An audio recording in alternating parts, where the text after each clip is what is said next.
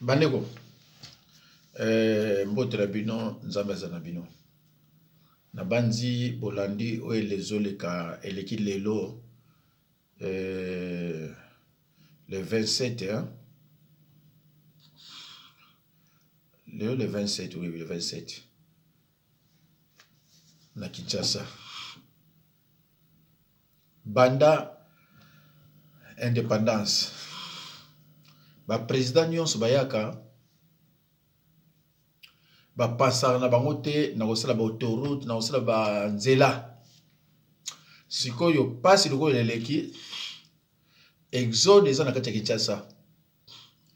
La plupart ya ba province nyonso à part peut-être ba Congo ba sopa na Kinshasa. Tant Mobutu azoki pouvoir bato Équateur ebele bateli osundola Équateur bango tout Kinshasa. Tant Kabila le père a eu pouvoir bakatange o nyonso babomba maka na Angola bakoti o nyonso batikala kuna baye na Kinshasa. Tant Tshisekedi balu bayoka ke bakopelaka bina Mobutu baye ebele et tant Batilombo akomi président basi batikali baye muke mais bali presque nyonso baye bapesi ba moto dans la conséquence. Or que ce que tu as dit dans le fédéralisme ne batuna batuna etana bango mona pe bafandi epa na bango po misale ali pe baza kolia mais le fédéralisme ezate ezala moi passe poto zala ba pays nyonso soteli o baza bien ezaka fédéralisme eza division te eza séparation te. Mais il y a des gens qui ne comprennent rien. Bandeko, message on a zanango awa, bomuna mawa, ndenge ba M23, ba kata di mutu ya bébé. Mais le gouvernement congolais, mazo a charge ya bébé wana, ezate. Mama Batou, pauvre femme, l'État congolais a ébiété. Bébé on a payé, l'État congolais a ébiété.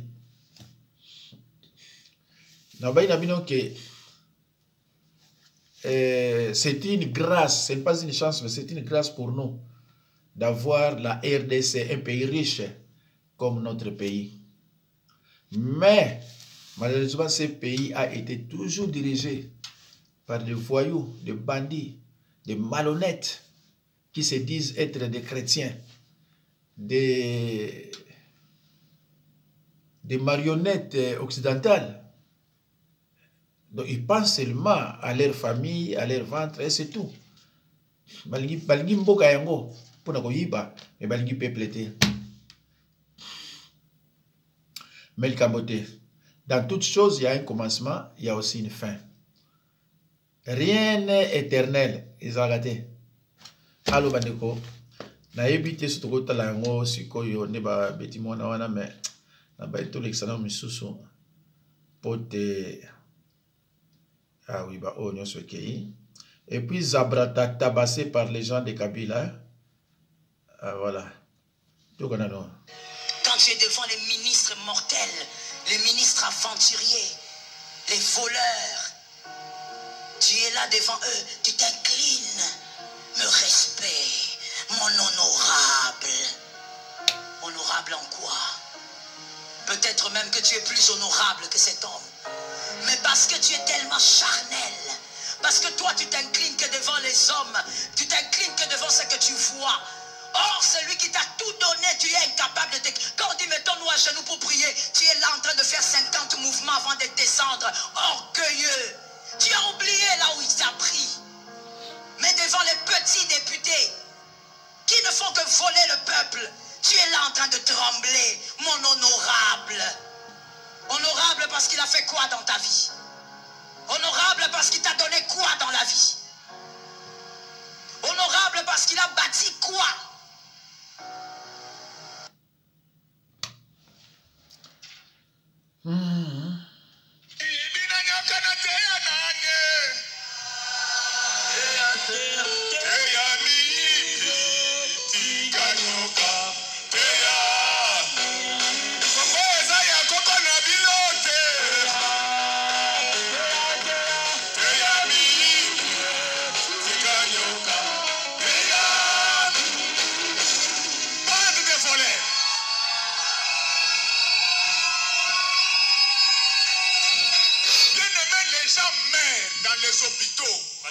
À cause de ces voleurs. Alléluia. Amen, amen. Les fonctionnaires sont impayés à cause des voleurs.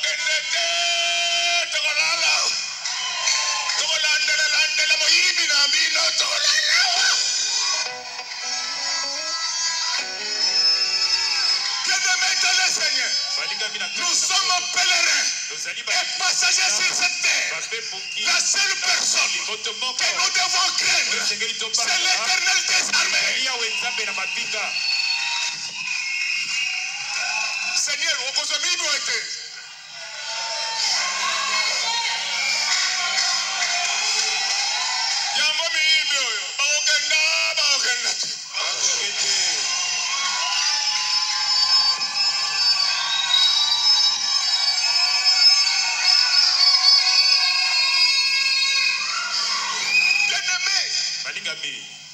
Nous sommes tous pèlerins et passagers sur ce terre. Un jour, on partira. Mais quand tu partiras, tu iras où? Vous qui volez toujours les biens. Vous avez déjà vu quelqu'un être enterré avec sa maison? J'ai besoin de vous aujourd'hui. Retournez tout l'argent volé dans la caisse de l'État. On va refaire les routes. Dans le Moutouya Mihibi. Bandeko, Naina rappelle le logo. Les deux faux pasteurs Oyo, Oya Mouba les Amuluba, Oyo Yamwasi, Soaza Muluba te Abala Muluba.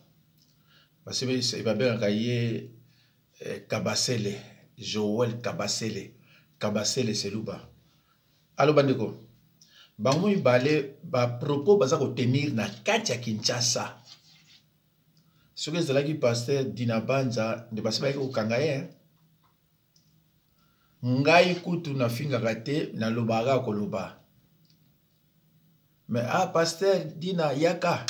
So comme na aéroport biso moto ya ko zoyo penza na anerti to ko tshana boloko. Tala. Bazo benga ba politicien musu bazana poto wa boye pisaka ye mukolo chama ko na kisasa biso moto ya ko zoye. Mais siko ba oyo yo kandi bazo loba bazo faire comprendre na batu que gouvernement oza mijipi. O muso azulu ba député oza ko s'incliner na ye des ministres voleurs. Voleur pesa na ngo yivi ko fingate hein soko yibi ba obengo voleur. Mais balingate ba lo bayango. Mais bakani ba on pété. Ils sont libres les deux. Bazako tu mi balete mususu na azalia. Mais ce qui est zalaki, au moins tribalisme hein. Ce qui est zalaki mongala mutazolo bango, bandundu. To kivusi en bien mutakisangani. Mu Congo kala de babo kangaye. Tozo mona nani Daniel Safu ba kangaya sala nini. Mukebai sur Mukebai na prison tilelo. Alexis Inane. O mususu munuba yakananga wana. Yesu azakuna. Donc soza munuba kasaite. Et ça vraiment comme mawa. Mais bandeko. Omoni ploué betaka et silaka. Lianzi, ce continue le colo. Souvent on va l'ongla.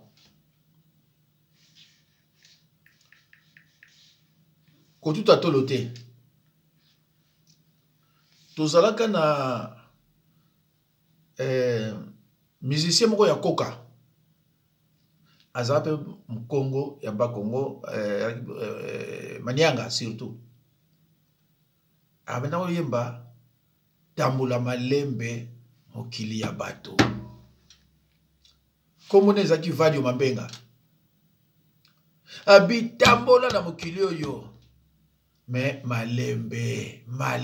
Parce que so yenda ngona mbangu ekolanda yo un jour. Bandeko. Nini Mobutu azaka nango te. Nini Mobutu azaka nango te. Mais akufa ina ba conditionné.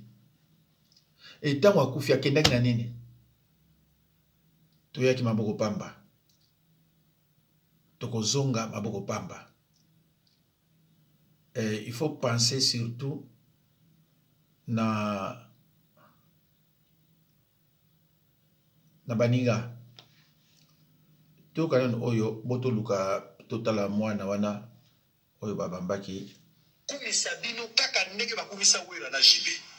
Donc soko lobi mabe ya leader na bango ata yibaki to abomaki to adirjaki bokoyoka na te baza kweme mbaboma yo. Wengetisation ya politique. Naza kukamwa partout. Chef de l'État sali mabe koloba yango te tika ya bandisi koyo asali kaka deza. Tika yo kosuka mabe to koya ko sa charger na yo. Wana koloba te. Soki makambo esimbi te Kabila nde mutu abebisa. So makambo esili Faci bato balingaki départ ya Kabila. Balobi na 2018 abi Kabila aza Congolais aza Rwandais. Eza bakization eutaki na IDPS. Kabila aza Congolais aza Rwandais. Ya liboso. Yami balobi te Kabila impunité eleki na mboka. Alobi tolérance zéro pour finir la récréation, porte à prison les a ouverte. Nyoso Kabila kangi batute. Complaisance babengani Kabila. Troisième point, au babengani Kabila c'est le camp social. Batumaza oliate, passe ezana mboka, les choses ne marchent pas, Kabila doit partir.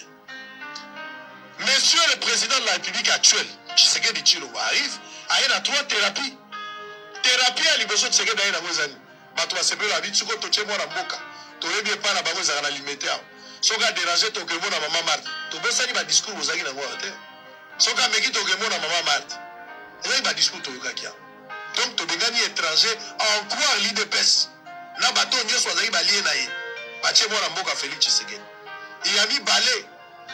Na makambo etali impunité. Monsieur le président actuel a yena kisi bon ba obena ngo état de droit. Et puis troisième élément, pour la makambo etali social, mokonzi mboka sikaya lobite pour la social na les peuples d'abord. 3 éléments principaux. ya liboso tozwi mwana mboka ya mibale tolongoli impunité toya na état de droit ya misatu totiela le peuple d'abord sikoyo 6 ans après toévalue makambo kofinga moto eza te makambo kofinga moto eza te po ndenge ozofinga wana eza na bato mosusu mpe bayekoli kofinga moto akofinga moto aza te moto mpe kobakisa bato aza te toévalue 6 ans après Tshisekedi mwana mboka président de la République, oui, il n'a pas changé la nationalité, il reste le fils du pays. Bon, le peuple d'abord. Mais Bandeko, Osuna Tchelibino, il doit être Moulouba. Soit Moulouba te Katangé. Donc bon, soit le cas Moulouba, c'est-à-dire il y a Kasaye, la Katangé, parce que c'est Kokomoko. Azako Lubawana, Azako s'inquiétait, hein. Et il n'a peur de personne. Parce que il va avoir été. Bon, il n'a pas l'objet. Moutou a fini à Mouningate. Moutou pas bang sa Mouningate. Bon, qui est bien. Ce que c'est la kinga. Ah, pasteur à Mukongo, Zela, Yaka Wako Mona. Yé, Azana Kinshasa. Hein? Yé, il est à Kinshasa. Personne l'arrête, personne l'a arrêté, il est libre, il n'a peur de personne, il parle sans réserve. Voilà le tribalisme. Il n'y a pas ce de quoi. Naluka, pas une tchaki, on a monité comme 0h14, on a toujours un retard, vraiment. Et puis c'est un passi yango bobandeko na kochango penza te botalango 50 secondes te na ba 10 secondes ko kinango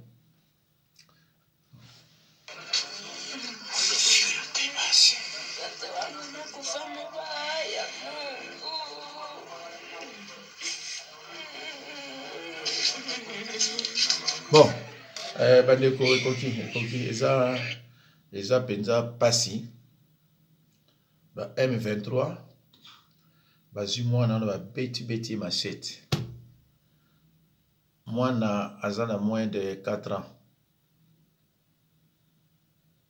C'est pour cela bandeko un jour ndeko oyo kozwa pouvoir oyo akozala na makasi ya kozwa pouvoir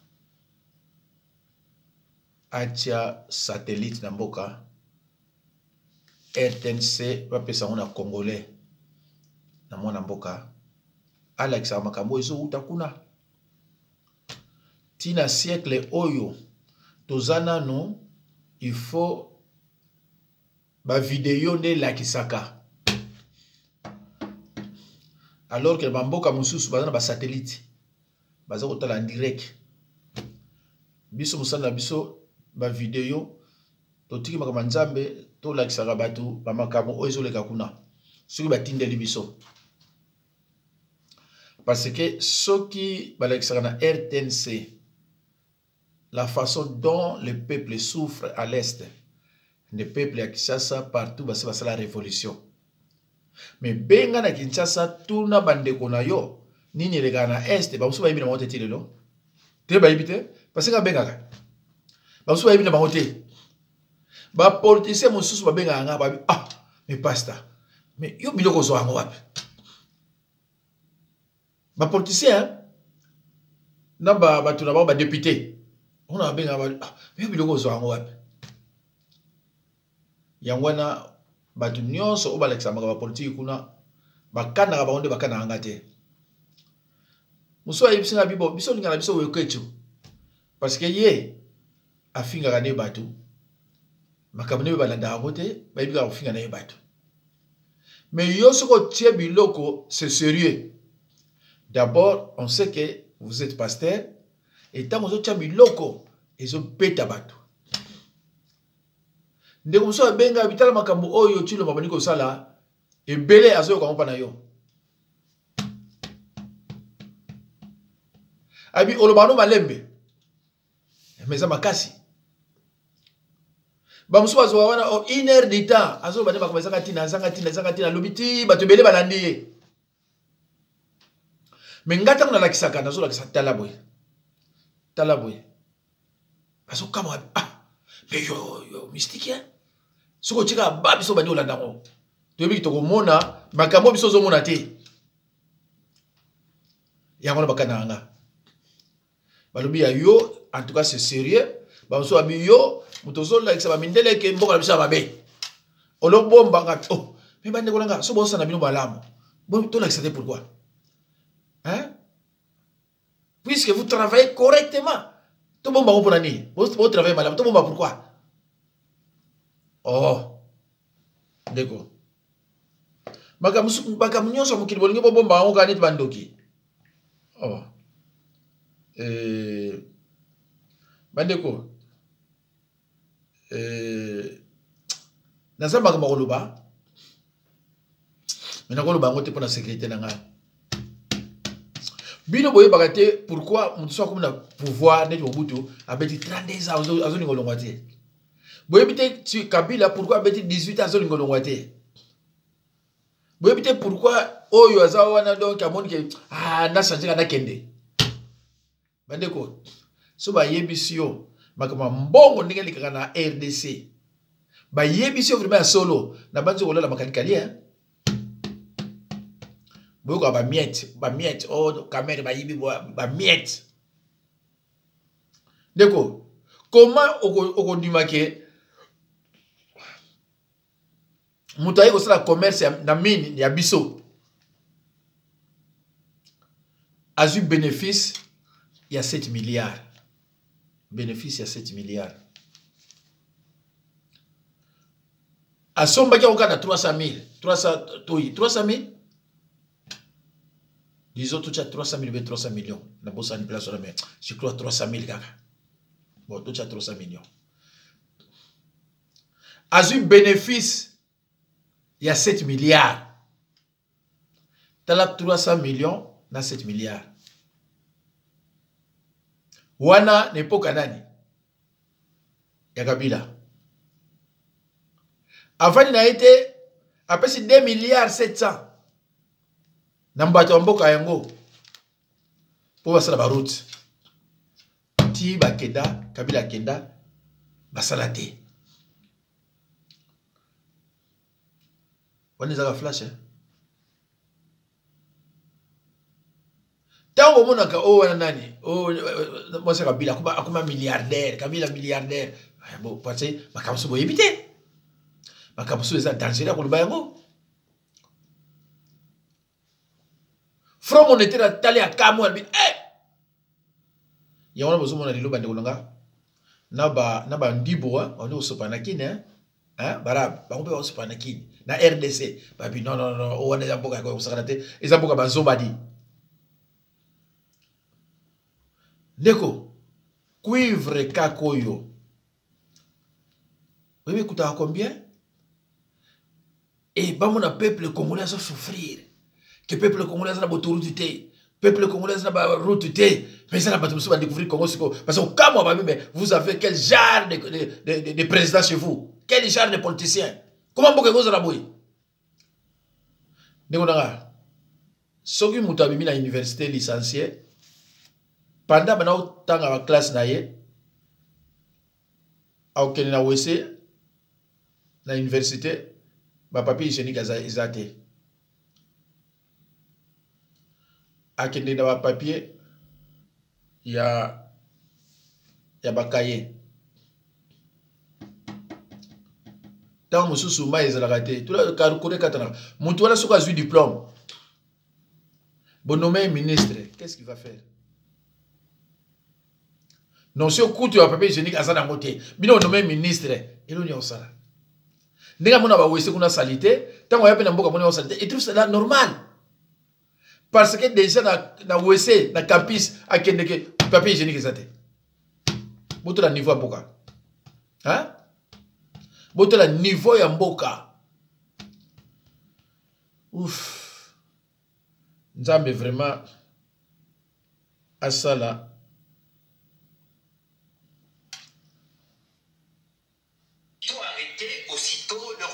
Parrains se sont mis en branle, usant des méthodes particulièrement coriaces, allant des menaces au trafic d'influence en passant par la proposition des grosses sommes d'argent pour obtenir coûte que coûte la libération de leurs protégés.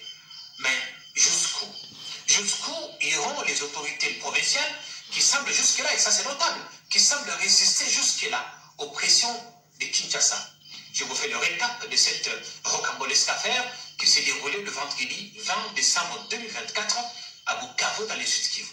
Parce qu'il y a tout juste 3 jours, derrière ces rideaux, j'alertais sur le siphonnage systématique de nos minéraux à partir de la côte Est. Siphonnage opéré en toute impunité par des expatriés et particulièrement des Chinois. J'ai avancé des chiffres documentés de 50 tonnes d'or qui sortent frauduleusement de notre territoire chaque année. J'ai bien peur que ces chiffres aient été sous-évalués au regard de l'ampleur exponentielle que prend désormais le trafic illicite et la mécanisation sauvage des minéraux dans notre pays. J'ai fait un focus sur le Tanganyika. Et hier, ce sont 17 Chinois et 7 de leurs complices, 6 Congolais et un traducteur burundais qui sont tombés, Dieu merci, dans le filet des services de sécurité au Sud Kivu et présentés aux autorités. Ces individus, sans identité ni permis d'exploitation, opéraient en toute impunité dans la région de Karembo, le long de la rivière Olindi, dans le territoire de Walungu. Et ça tenait bien depuis plus de 6 ans. Ils ont dévié de rivière, pris en otage toute une forêt, installé un quartier général et même un garage en pleine brousse. Vous n'avez qu'à voir la vétusté de leurs engins pour vous rendre compte du degré de pillage et de l'influence nocive de ces groupes criminels. Et ça, même un ministre provincial n'en revient pas. Et tous les Chinois qu'on a vus là, personne n'avait une identité sur lui. C'est qu'en cours de route, on a commencé à recevoir des coups de fil des autorités et d'autres même prétendants de Kinshasa. Et ces gens-là sont en ordre, qu'on les libère. On nous a même proposé de l'argent. Déjà, les Chinois, ils nous ont proposé de l'argent sur le site. Ils nous ont même proposé de l'or. On a refusé. Et c'est comme ça qu'on les a amenés jusqu'ici. C'est répugnant. Mais question pour un champion. La pression finira-t-elle par l'emporter? Parce que chez nous, on sait parfois comment ça commence et comment ça finit. Il ne s'agit tout de même pas du premier réseau démantelé. Il y en a eu d'autres, bien avant. Et tout ça pour quelle finalité? Mais une chose est certaine, l'exploitation illicite des minéraux a des graves conséquences sur l'environnement, les communautés locales et l'économie des pays. Il alimente des réseaux criminels et finance des groupes armés. Un luxe que nous pouvons nous offrir, nous qui sommes dans un pays en instabilité quasi cyclique. Lutter efficacement contre la contrebande et le blanchiment des capitaux, c'est mettre fin, de mon point de vue, au financement du terrorisme. Et ça, je le fais.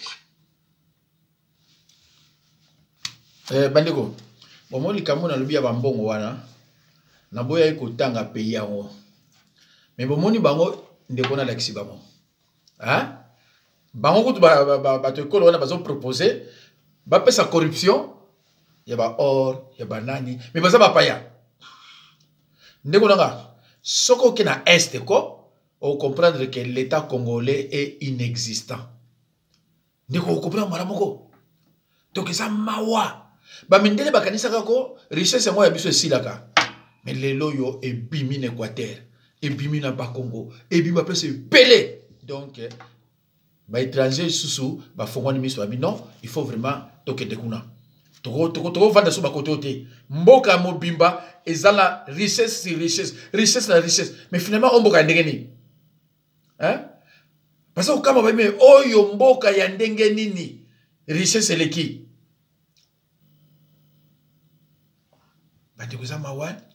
Alors, pour vous, les Chinois, ils vont faire le côté. Vous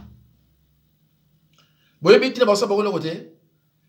Tant que vous avez lobby, ils vont faire le côté. Ils vont faire sans document, sans ligne. Parce que, quand vous avez un lobby à la période de Kabila, si l'on fait à côté, n'a pas de wana. Vous comprenez? Wana, ça qu'on compte, nous, bato mboka côté on est ba Belgique ba ni ba state et tout ça ba mbongo kande on a le kaka pona bikolo wana. Mais ce qui boyoki sikoyo oyo ya ba mboka neti ba ya ba koto biso yali. Mais c'est grave. Donc Oyo RDC à cause de la puissance mondiale, même première puissance mondiale. So ba tikango boy, bata solo solo. Scandale géologique. Il y a richesse na mboka wana. Mitala, au moment où batune bazali, route zate, mobomano, zabrata suki zabrata, ba betiye, na ba milice à Chilombo, bon, batininga ngonda na yokite, pour na yoko apé Chilou batine, habite sur le bakamunini, mais tikana chila binongo, poto suki sa. Mnukango bakatange, mone damu fashi yote, munaona bien, damu fashi yote, munaona, njua nini? Mina sema Ngoy Mulunda c'est mon frère. John Numbi c'est mon frère. Munaona damu fashi yote. Mina sema hivi, Songo Bakintu, Chilombo, matako mamako famille, matako mamako Chilombo, matako mamako. Songo Bakintu. Ngoy Mulunda, c'est mon frère à moi, Zobrata. Même si mon attaqué, mon frère Bibaya, Cheikh Botala Ngoy Mulunda, c'est mon frère à moi. Cheikh Mougatala John Numbi, c'est mon frère à moi. Cheikh Mougatala. Biote bitapitaka, tutakufuaka. John Numbi, fashi yote wiko. Chua kusema mbili kuchambulaka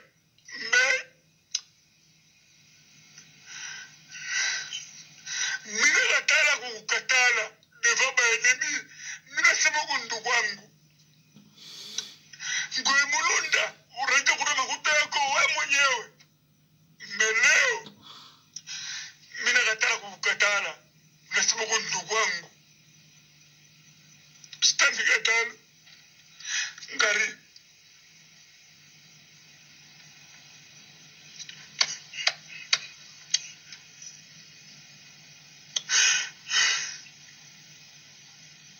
Tshisekedi matako mamako suja mamako matako mamako bandeko bolimbisi